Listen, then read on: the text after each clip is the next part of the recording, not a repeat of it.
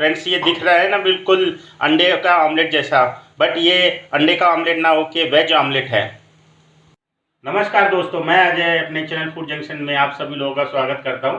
मैं आज आप लोगों को ऑमलेट की रेसिपी बताने जा रहा हूं। ऑमलेट का नाम सुनते ही आप लोग सोच रहे होंगे कि मैं अंडे का ऑमलेट बनाने जा रहा हूं, बट फ्रेंड्स आज मैं अंडे का इस्तेमाल नहीं करूंगा और मैं आज आप लोगों को वेज ऑमलेट बनाने की रेसिपी बताऊंगा। इसके लिए मैंने 1 कप बेसन लिया है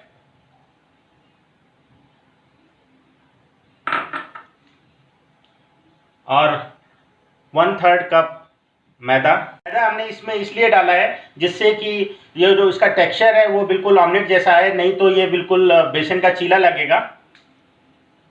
उसके बाद मैंने नमक स्वादानुसार, 1 चम्मच बेकिंग पाउडर डालने से जो ये ऑमलेट है ये फ्लफी बनेगा। अब इसको मैं अच्छी तरह से मिक्स कर लेता हूँ।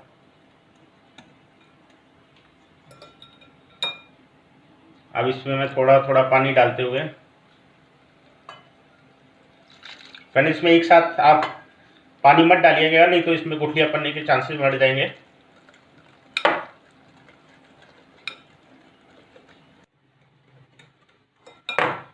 इसमें और थोड़ा पानी डाल देंगे और इसको लगभग 2 से 3 मिनट तक अच्छी तरह से फेंटेंगे, जिससे कि जो ऑमलेट है वो बिल्कुल एक्चुअल ऑमलेट जैसे बन के रेडी होगा। फ्रेंड्स इसको मैंने अच्छी तरह से फेंट लिया है, आप देख सकते हैं इसमें बबल्स आ गए। अब ऑमलेट में डालने के लिए मैंने कुछ बारीक प्याज काट लिया था, देख सकते हैं आप लोग कितना मैंने बारीक काटा है। फ्रेंड्स याद रखिएगा इसमें बारीक ही प्याज डालना है। और मैंने बारीक टमाटर काटा था। ये बारीक टमाटर काटने के लिए एक ट्रिक है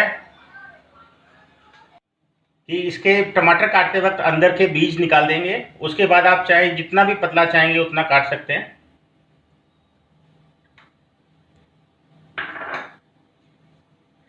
एंड बारीक कटा हुआ धनिया,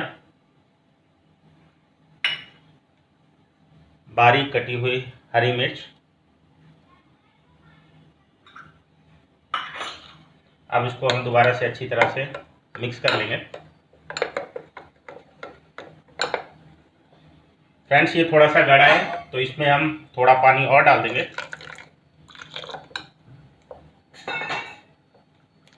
इसकी कंसिस्टेंसी इस तरह से रखनी है।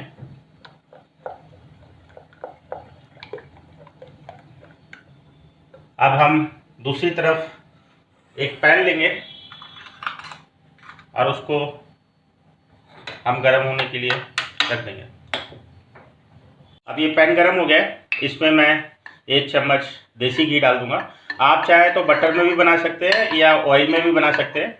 मैं इसको अपने बच्चे के लिए बना रहा हूँ, इसलिए इसमें मैं देसी घी इस्तेमाल किया है।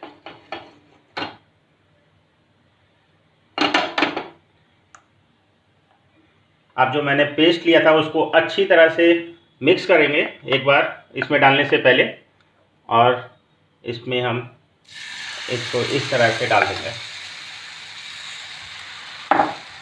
इसको डालने के बाद हम इस तरह से इसको फैला लेंगे।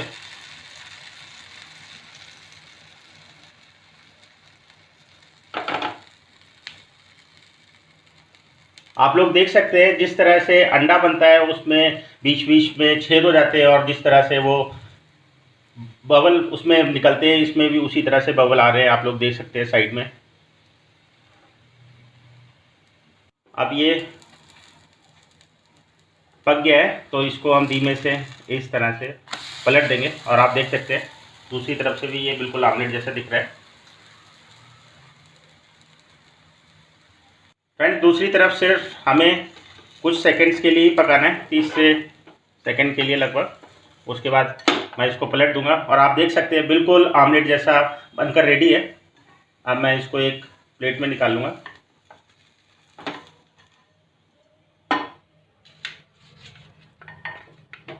अब इसी तरह से मैं बचे हुए ऑमलेट भी बनाता हूँ। एक ऑमलेट मैं आपको और बना के दिखाता हूँ फ्रेंड्स। इसको अच्छी तरह से आप मिक्स करेंगे, जो मिक्सचर है इसमें डालने से पहले, और इसको बीच में इस तरह से डाल देंगे। उसके बाद आप लोग इसको चारों तरफ से फैला देंगे जिससे कि ये इक्वली डिस्ट्रीब्यूट हो जाएगा।